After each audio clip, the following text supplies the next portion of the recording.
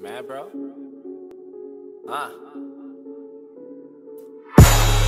Most of the time when these people be talking, I don't even hear them.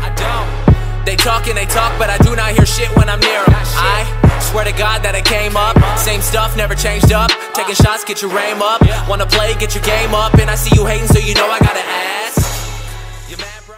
Salut tout le monde, j'espère que vous allez bien. C'est Luigi de la team Punish Airsoft. Et aujourd'hui, on se retrouve pour la présentation de toutes les modifications que j'ai pu faire sur ma M4, la M15A4 de chez Classic Army. Vous pourrez retrouver la review dans la chaîne et le lien sera dans la description. Tout d'abord, je commencerai par vous présenter l'externe de la réplique, puis l'interne de la réplique, et je finirai par un petit test de tir pour vous montrer la cadence qu'elle a. Pour ce qui est de l'externe, il ne reste plus grand chose de la réplique, si ce n'est le garde-main, le canon, ainsi que le tube de crosse et la crosse. Tout d'abord, pour ce qui est du corps, je l'ai changé il y a peu de temps par un corps full métal, car celui d'origine était en plastique et défectueux. Vous pouvez voir le rail qui se soulève, comme ça, et avec ma red dot c'était impossible de viser. Comme ça. Après, il était d'assez bonne qualité, mais je préfère avoir une réplique qui inspire la solidité, donc j'ai préféré prendre un nouveau corps en métal.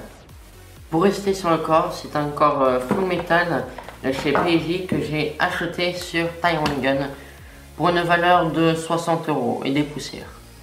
À ma grande surprise, ils me l'ont livré avec un bloc-up full métal que j'ai tout de suite installé, car il était plus solide que mon ancien. Pour ce qui est de la poignée grip, c'est une poignée de chez SHS que j'ai acheté 4,90 € sur Airsoft Entrepôt. Je l'ai changé parce qu'elle était de meilleure qualité que celle d'origine.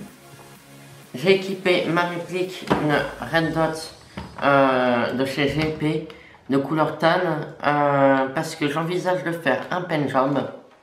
Elle m'a coûté 45 € et elle provient de chez Airsoft Entrepôt. Vous pourrez retrouver la review dans la chaîne et le lien sera dans la description. Je l'ai aussi équipé d'une poignée tactique très cheap qui m'a coûté 5 € et d'un silencieux car j'ai changé mon canon de précision et j'en ai pris un plus long. C'est un silencieux de chez King Arms qui m'a coûté 12 € et des poussières sur Airsoft Entrepôt. Sur la réplique, vous avez sûrement dû voir des traces blanches sur la crosse, poignée tactique, garde-main, etc. J'ai voulu donner un côté un peu plus usé à mes pièces en ABS, ainsi que sur le corps d'origine, comme vous pouvez le voir.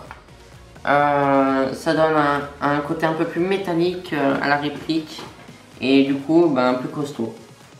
Vous pourrez retrouver le tuto pen job dans la chaîne, le lien sera dans la description.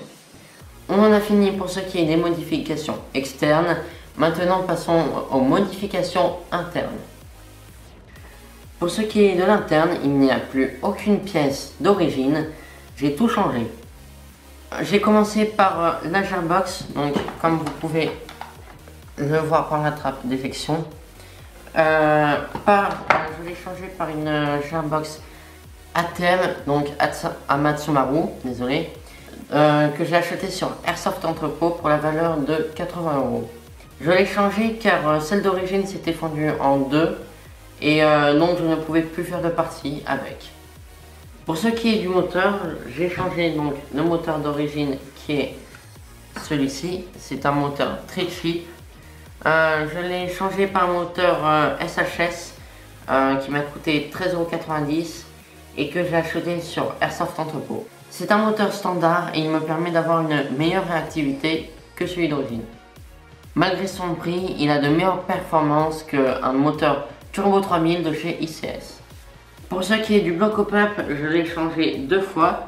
Donc voici le bloc up d'origine.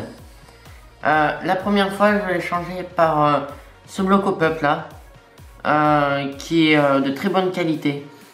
Et quand j'ai reçu mon corps, j'ai aussi reçu un bloc up en métal que j'ai donc tout de suite changé.